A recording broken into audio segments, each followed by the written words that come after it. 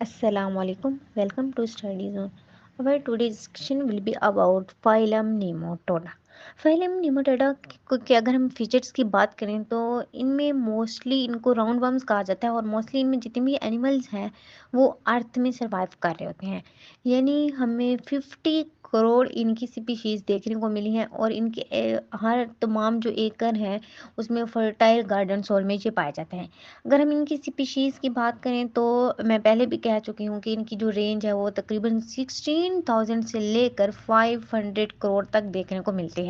इनकी फूड की बात करें तो राउंड वर्म्स जो हैं ये मोस्टली ऑर्गेनिक मैटर्स में फीड कर होते हैं जिनमें रोटिंग सब्सटेंसेस आ जाते हैं या फिर लाइव लिविंग टिश्यू आ जाते हैं इनवर्टिब्रेट्स वर्टिब्रेट्स या प्लांट्स के। अगर हम इनके साइज़ की बात करें तो इनका जो मोस्टली साइज़ होता है वो माइक्रोस्कोपिक होते हैं और सेवरल मीटर लॉन्ग होते हैं। इनके हैबिटेट की बात करें तो ये जो निमाटोड्स हैं ये पैरासाइट्स होते हैं प्लांट्स या एनिमल्स के और इनमें कुछ अदर्स जो है वो फ्री लिविंग में होते हैं जैसे मेरीन हो गए फ्रेश वाटर हो गए या सॉइल हैबिटेट से बिलोंग रखने वाले भी हो गए। कुछ निमाटोड्स जो है ये बड़ी इंपॉर्टेंट रोल प्ले करे होते हैं रिसाइकलिंग ऑफ सब्सटेंसेस में सॉइल के अंदर।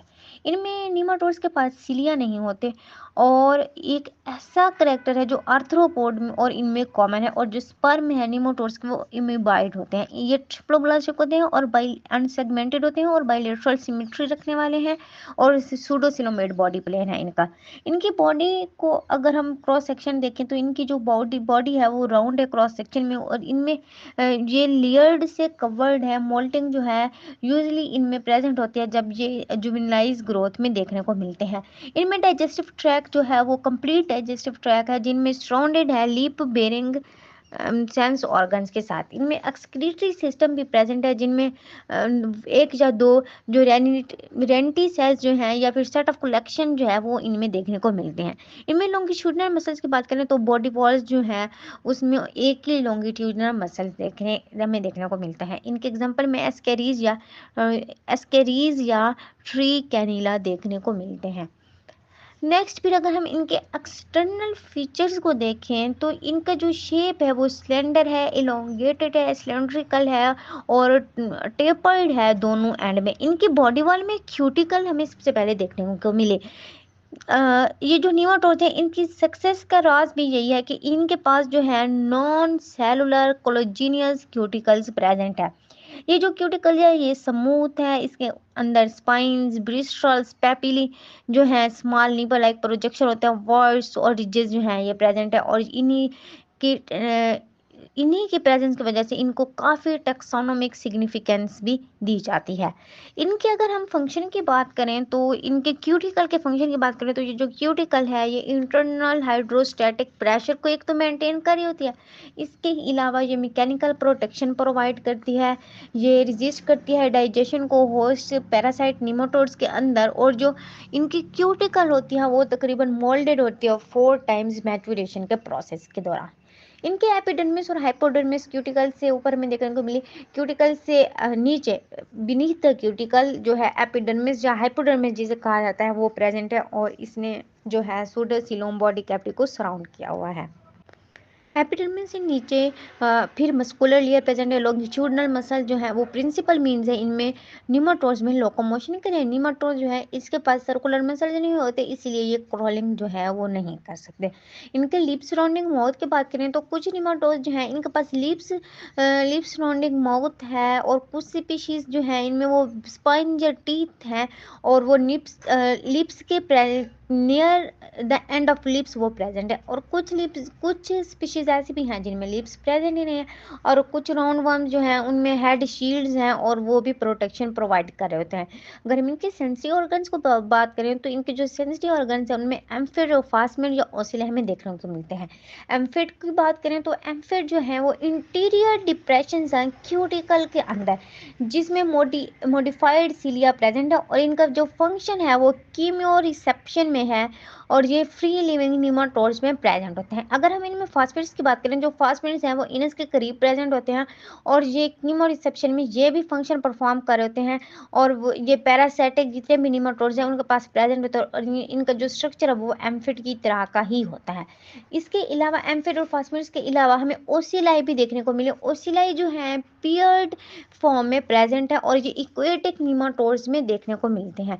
अगर हम इनकी इंटरनल फीचर्स को बात करें तो वही हमें सूडोसिलोम बॉडी कैविटी इनके पास देखने को मिली। सूडोसिलोम जो है निमाटोड्स में वो स्पेशियस होती है, फ्लूइड फील्ड कैविटी होती है।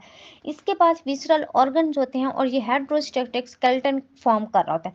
जितने भी निमाटोड्स हैं वो राउंड राउंड होते हैं और इनकी जो बॉडी है वो मस्कुलर कंट्रैक्शन शो कर रही होती है सीडोस्लोम बॉडी बॉडी फ्लूइड के एंगेज, जो कि फ्लूइड को तमाम डायरेक्शन में मूव करने में हेल्प करता है। अगर हम इनमें फीडिंग और डाइजेशन का प्रोसेस देखें तो फूड जो है निमाटोड्स की वो वाइड वैरायटी ऑफ निमाटोड्स जो हैं ये कार्निवोरस, हर्बीवोर्स या ओमनिवोर्स या सेप्रोफोब्स होते हैं। इनमें डाइजेस्टिव सिस्टम की बात करें तो निमाटोड जो है इनके पास कंप्लीट डाइजेस्टिव सिस्टम होता है जिसमें माउथ आता है। माउथ जो है इसके पास फिर फर्दर टीथ, जॉज, स्टाइलिस्ट होते हैं, बकल कैविटी होती है, मस्कुलर फेरिंग्स होती है, लॉन्गिट्यूबुलर इंटेस्टाइन होती है जिधर डाइजेशन और अब्जॉर्प्शन जो है वो प्रोसेस अक्कर होता है। शॉर्ट रेक्टम होती है और इनस होती है। हाइड्रोस्टैटिक प्रेशर जो है सूडोसिलोम में वो होता है और जो पंपिंग एक्शन होता है फेरिंग्स का वो आलमिट्री कैनाल की तरफ फूड को पुश कर देता है। इनमें ऑस्मो रेगुलेशन और एक्सक्रीशन को देख के तो निमाटोड जो है वो ऑस्मो रेगुलेशन और एक्सक्रीशन में नाइट्रोजनियस वेस्ट के प्रोडक्ट्स में बड़ा इंपॉर्टेंट रोल प्ले कर होते हैं और ये इनका जो है यूनिक सिस्टम होता है जो फिर फर्दर जैसे हम ग्लैंड्यूलर या ट्यूबुलर सिस्टम की बात करते हैं। अच्छा, फिर अगर हम इसी ग्लैंड्यूलर सिस्टम को देखें तो ये जो ग्लैंड्यूलर सिस्टम है ये इक्वेटिक स्पीशीज में देखने को मिलता है। इसमें क्या होता है कि विंट्रल ग्लैंड जो है ग्लैंड सेल्स प्रेजेंट होते हैं जिन्हें रिंटस का नाम दिया जाता है और ये पोस्टीरियर में प्रेजेंट होते हैं फेरिंग्स के। जितने भी ग्लैंड हैं वो वेस्ट को ऑब्जॉर्व करेंगे सीडोस्लेम से और जो वेस्ट हैं वो एक्सक्रीटरी पोर की तरफ से एक्सक्रिएट हो जाएंगे। ग्लैंड्यूलर सिस्टम की हमने बात की कि हमें इक्वेटिक स्पीशीज में देखने को मिले। इसके बाद अगर हम ट्यूबुलर सिस्टम की बात करें तो ये हमें पैरासाइटिक निमोटोड्स में देखने को मिलते हैं और पैरासाइटिक निमोटोड्स में ये काफ़ी एडवांस सिस्टम है जिसे ट्यूबुलर सिस्टम कहा जाता है और ये इन्हीं रेंटी सिस्टम से ही डिवेलप हुआ है। ये जो सिस्टम है इसकी एच लाइक एक्सपीरियंस की वजह से या एच शेप्ड एक्सक्रीटरी सिस्टम का नाम दिया जाता है। लेटरल जो लॉन्गिट्यूडनल कनाल्स होते हैं वो रिमूव हो जाती हैं या फिर ऑब्जॉर्ब होती हैं और एक्सक्रीटरी वेस्ट जो होता है वो इनके स्टोमक फ्लोर में प्रेजेंट होता है और एक्सक्रीटरी वेस्ट जो है एक्सक्रीटरी ट्रांसवर्स कैनाल की तरफ जाता है जो फिर फर्दर कॉमन कैनाल में खुलकर आउटसाइड बॉडी से आउटसाइड मूव करता है एक्सक्रीटरी पोर की मदद से। इनमें नर्वस सिस्टम की बात करें तो जो इनका नर्वस सिस्टम है उसमें एंटीरियर नर्व रिंग्स हमें देखने को मिली। नर्व्स जो है वो इंटीरियर और पोस्टीरियर दोनों तरह से एक्सटेंड कर रही होती हैं और कुछ जो है वो कमर्शियल्स के थ्रू भी आपस में कनेक्ट हो जाते हैं। ये जो ट्रांसफर्स नर्व्स हैं इनको समटाइम्स कमर्शियल्स का नाम दिया जाता है क्योंकि ये बेसिकली जॉइनिंग या कनेक्टिंग का काम कर रही होती हैं। ये जो सर्टेन न्यूरो एंडोक्राइन सिक्रीशंस हैं वो ग्रोथ हो गई, मोल्टिंग हो गई, क्यूटिकल फॉर्मेशन हो गई या मेटामॉर्फोसिस हो गए वो इसी नर्व रिंग सिस्टम के थ्रू अक्कर हो रही होती है। फिर इनमें जो लास्ट पॉइंट है वो रिप्रोडक्शन और डेवलपमेंट का है। इनमें रिप्रोडक्शन की बात करें तो मोस्टली निमाटोड जो है वो डाइशियस होते हैं यानी इनके सेक्स जो है वो सेपरेट होते हैं या फिर डाइमॉर्फिक होते हैं। मेल्स जो हैं वो स्मॉलर होते हैं और जो फीमेल्स होती हैं वो लॉन्गर होती हैं, कॉइल्ड गुनेड्स होते हैं इनके पास जो कि सूडोस्लेम के अंदर ही रह रहे होते हैं। अब अलग अलग अगर हम इनके रिप्रोडक्टिव सिस्टम को देखें तो जो फीमेल का रिप्रोडक्टिव सिस्टम है उसमें पेयर ऑफ ओवरीज प्रेजेंट होती हैं, ओविडक्ट होता है, यूट्रस होता है और वीजिना होती है। और जो मेल का रिप्रोडक्टिव सिस्टम होता है इनमें टेस्टिस देखने को मिले, सिंगल टेस्टिस हैं। वेस्ट डेफरेंस जो है टेस्टिस जो है एक कॉन्टिन्यूअस वेस्ट डेफरेंस में जाकर सेमिनल वेजिकल की तरफ एक्सटेंड कर जाते हैं। क्लोका जो है सेमिनल वेजिकल जो है वो क्लोका के साथ कनेक्ट होता है। मेल्स जो हैं इनके पास आर्म्ड फ्लैप ऑफ टिश्यूज भी हैं जिन्हें बुर्सा का नाम दिया जाता है। ये जो बुर्सा है ये एड्स करते हैं मेल को ट्रांसफर में अपने स्पर्म्स के ट्रांसफर में फीमेल जेनिटल पोर्स की तरफ जब कपुलेशन का प्रोसेस हो रहा होता है। अगर हम इनमें डेवलपमेंट या फर्टिलाइजेशन को देखें तो जब कपुलेशन का प्रोसेस हो जाता है तो हाइड्रोस्टैटिक जो फोर्स होते हैं सीडोस्पर्म में वो मूव करती हैं फर्टिलाइज्ड एग को गोनोस्पोर्स की तरफ यानी जेनिटल पोर में, और जो नंबर ऑफ एग्स होते हैं वो प्रोड्यूस होते हैं डिफरेंट स्पीशीज के अंदर। कुछ निमाटोड्स ऐसे भी होते हैं जिनमें सेवरल हंड्रेड ऑफ थाउजेंड जो है वो डेली की प्रोडक्शन हो रही होती है, और कुछ निमाटोड्स ऐसे भी होते हैं जो कि लार्वा को प्रोड्यूस करते हैं, और इस जो प्रोसेस है ओवोविविपेरिटी का नाम दिया जाता है। कुछ जो फैक्टर्स हैं वो इनके उस पे इफेक्ट कर होते हैं डेवलपमेंट पर, वो टेम्परेचर हो गया, मॉइस्चर हो गया, और दूसरे एक्सटर्नल फैक्टर्स हो गए। अगर हम लार्वा और मोल्टिंग को देखें, जो हैचिंग है वो लार्वा की प्रोडक्शन करेगा जो कि एक अडल्ट स्ट्रक्चर है। ये जो लार्वा है समटाइम्स इसे जुविनाला भी कहा जाता है अकॉर्डिंग टू सम पैरासाइटोलॉजिस्ट।